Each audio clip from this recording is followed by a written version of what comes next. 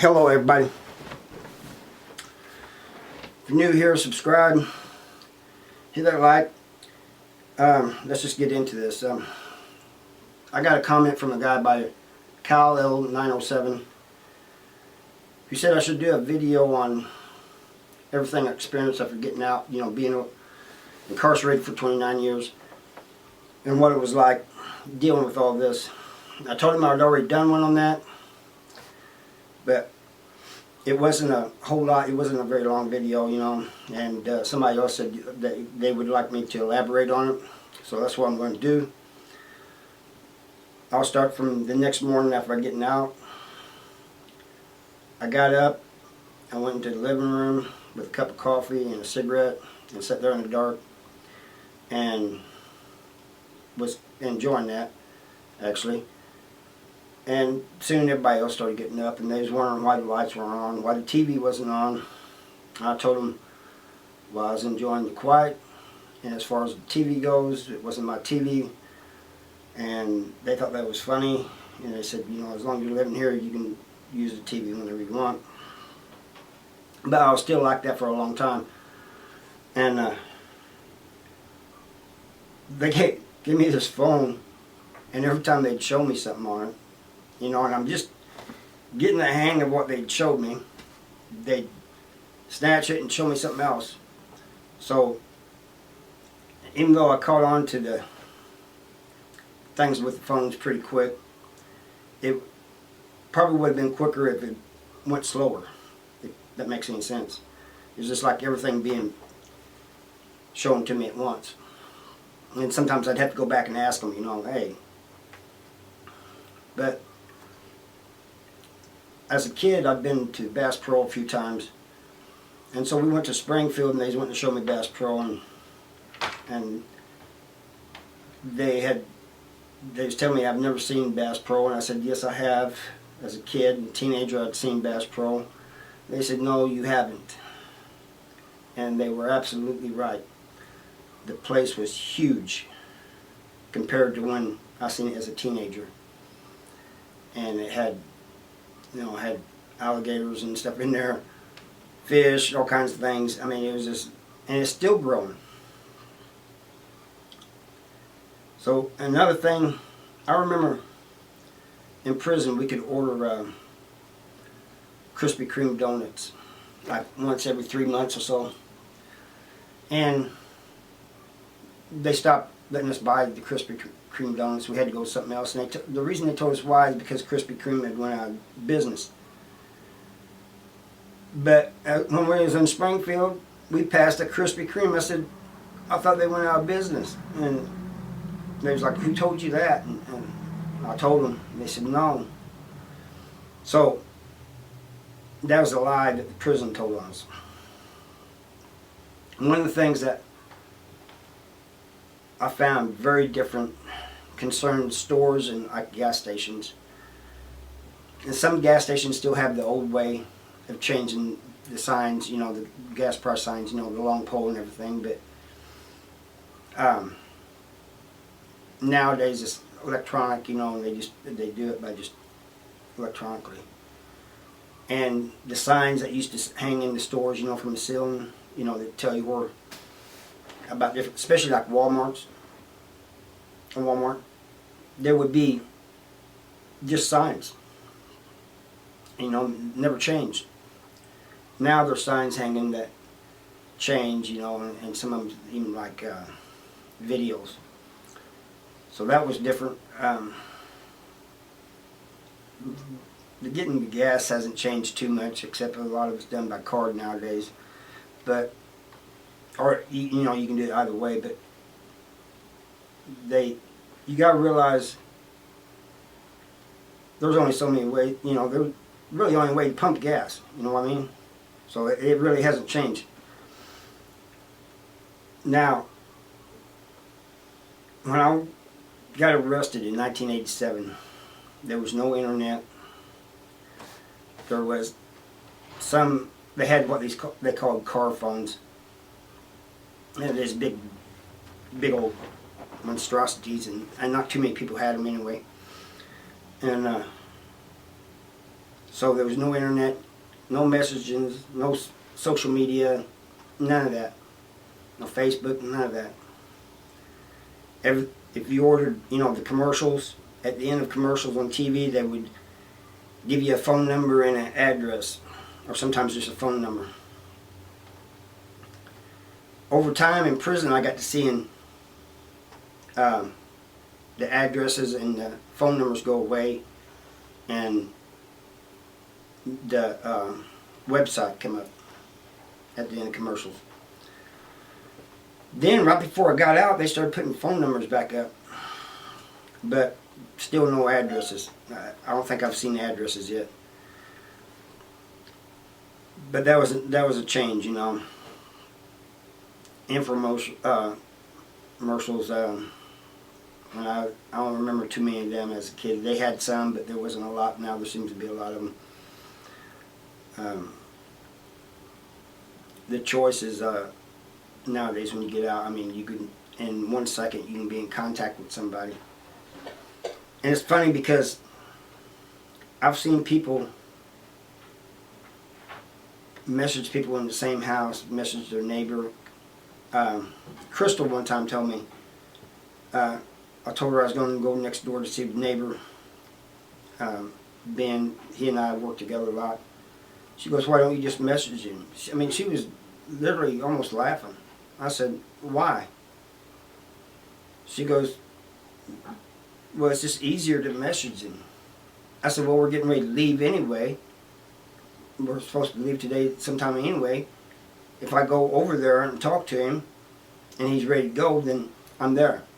Also, I like talking to people face to face more than through Messenger, And before I got arrested, there was phone booths in every major town, even in some small towns, but almost like on every corner. Like Rolla, Missouri had them in different places, like on corners and stuff. And I get out and I don't see any hardly. I've seen one payphone at this gas station, and it was outside near where you get the air at. And I had to see if it worked. So I put money in it and called Mindy mainly just to see if it worked. And it did. But there's not too many of those around. And I think that was there mainly just for show. I don't know. Maybe in case somebody didn't have a phone or something. I don't know. But there's really no need for them. Before I got when I was a teenager, there was a lot of drive-ins. There's not too many of those anymore, and it used to be fun. We used to sneak in, be in the trunk or in the back floorboard covered up. And it wasn't that we couldn't pay or anything. It was more, we're just trying to see if we can get away with it. And if you get caught, you just kind of laugh it off. But and it was always like a game. That's the best I could describe it, is like a game. Now you don't have that, So I think a lot of youngsters are missing out on that. That was, and it's fun just to be there with either your girlfriend or your family or something, and watching a movie on a big screen. So, I kind of miss things like that. But we went back to my town where I went to school and to the farm I grew up on, and the town had lost like 300 people. They only had 700 and something anyway, but it was like there was nobody on the streets that first day. And so we went on out to the farm, and I could not believe how much it had changed. The fields had grown up. There wasn't fields of corn. There wasn't. It's just completely different, and almost brought tears to my eyes. But there is still no service out there. We had a hard time calling, even with the landlines out there. But landlines, when we had landlines out there, it was a lot easier than with the cell phones now. You know, or smartphones, whatever you want to call them, because you get no service out there. You have to drive a little bit and go up on a hill, or walk a little ways and get up on a hill, get in a certain spot. You might get service. And I really don't think that's a bad thing. For me, it's not, you know. You go out there, like when I go out there to see my cousin who's taking care of the place, you don't have to worry about phone calls from people, emails, none of that. Don't have to worry about the Wi-Fi, you know.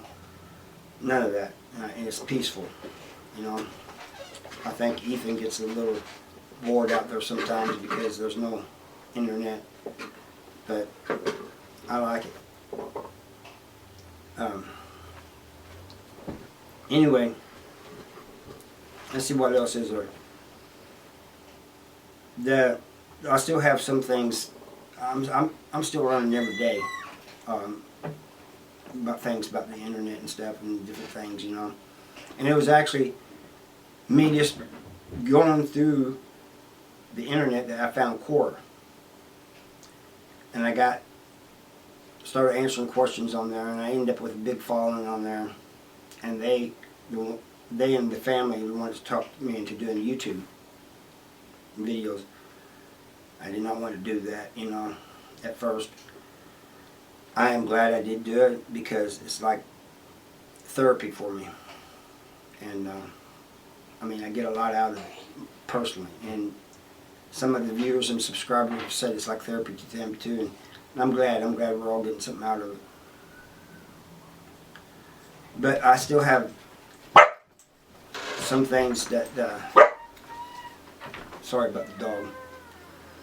I still have some things that bother me, prison-wise. Some things take me back to prison, you know, certain sounds, certain things I hear or see. But it's not like, I don't have bad dreams or anything with prison or anything like some people have said they have. I have, like, I can be see something like I can see a line of people up against waiting to go into a store or something, and it'll for a few seconds change to people waiting in a canteen line or chow hall line or something like that, you know. But it only lasts a few seconds. Sometimes I have to check myself because there's a lot of disrespectful people out here, and that old prison mentality will show up, you know. And a lot of people don't realize they're doing things that they're doing, like cutting in front of you in line. People are so unobservant; they'll cut you off and don't even realize they did it. And I've noticed that with a lot of people out here. A lot of people are not observant, aware of their surroundings. People, listen to me, you need to be more aware of your surroundings. You know, walking and not paying attention, that could be dangerous. I seen a kid walking with his grandmother, and I only knew it was his grandmother because he was calling her grandmother. And I'm sitting in the truck because I had to get out of the store because it's so crowded. I had to get out of there. So I went back out to the truck and waiting on the rest. And he's walking, he's got his phone in his hand, he's looking at his phone, and he tripped over a curb. And his grandmother said, you know, watch where you're going. He goes, I was watching. No, you weren't. You were not watching where you're going. Or you wouldn't have tripped over that curb. You're looking at your phone. You know, and it's just amazing to me that how unaware people are. And people need to be more aware of their surroundings. And, you know, in prison, you really had to be aware of your surroundings. You had to know what was going on around you. It doesn't mean you got in anybody's business or anything, but you had to know when something was about to kick off. You got to know when people are acting differently than they normally do. Things like that. Out here, you may not have to worry about that so much, but there's still, you never know what's going to happen. You know, you could cut somebody off in line and they not react like I did. I mean, I checked myself. There's been I've heard stories of other ex-cons, this is happening to them, and they start fighting the guy. I heard about this before I got out of prison. So you gotta, you know, try to be aware of your surroundings, you know. And to the ex-cons out there, you know, just realize people, a lot of times, they're not doing things on purpose. A lot of times when somebody's cutting you off, they ain't trying to punk you out or anything. They just didn't know they did it because they're not watching. But you do that in prison, it's a whole different story. You know, and so sometimes these things rise up in me, you know, and I'm just, you know, this crowds. I sit in restaurants, I sit with my back to the wall. Still do to this day, if at all possible. Mark, a subscriber, Tashanka, him and his wife came out to see us, and we went to this restaurant. Well, we couldn't get a wall. They set us right down in the middle of the place, and it was crowded. This restaurant was packed. And people walking behind me and all around me all the time. And same with Mark. He's going back and forth behind him, and I was on edge. And he knew it. It was refreshing that somebody could see that. And he said, "Man, I got your back. You get my back." I said, "I got you." But in a crowded restaurant, that was the first time in a long time I'd felt at ease, and I thank Tashanka for that. But there's been times, like in Walmart, where it's been real crowded. Somebody walking right on my heels. You don't have to walk right up on somebody all the time, you know. And Mindy will take my hand. I said, let's turn to the side, you know. We'll turn off and we'll let him go by. Some idiot walking right. If I would have stopped, he would have stepped on me. Back of my heel or foot or something, you know. He was about to get an elbow. But I don't know why he was walking that close, but I mean, he knew I was there. I don't know if he was just trying to aggravate me or what, but he was doing a real good job of it. And I thank Mindy for pulling me out of that situation. There's been times even Ethan's done it, he's not even realized he's done it. And I just be losing it in a score or something, you know, just about snap, and he'll come up to me and say, "Hey, come here, I want to show you something." And it snaps me out of it and gets me out of that situation. And so I'm thankful to him. So for those who think that ex-cons have it hard, they do. Many of them do when they're trying to find a job and stuff. But there's a lot more going on. I want each and everybody watching this to know there's more going on inside. Now, from all I've read and all the stories I've heard and listening to other YouTubers, with some people, it's different. Each one of us is different. And some may be more affected by adjusting than others. Some people can adjust. Some people, they have no problem at all adjusting. I mean, they slip right back into society and they're good. And my hats is off to them. And I'd like to think I'm doing pretty good. But I just want everybody to know that ex-cons are dealing with more than just trying to get a job and becoming a productive member of society. There's a lot going on up here, and I want to thank you viewers. I want to thank my subscribers for watching my videos. It helps a lot, and I thank you. And I hope Kyle, L, and the other person, I hope this answered all your questions. If not, just ask me in in the comments, and I'll let you know. You know, I'll try to answer any other questions you may have. And I thank you all for watching. Bye.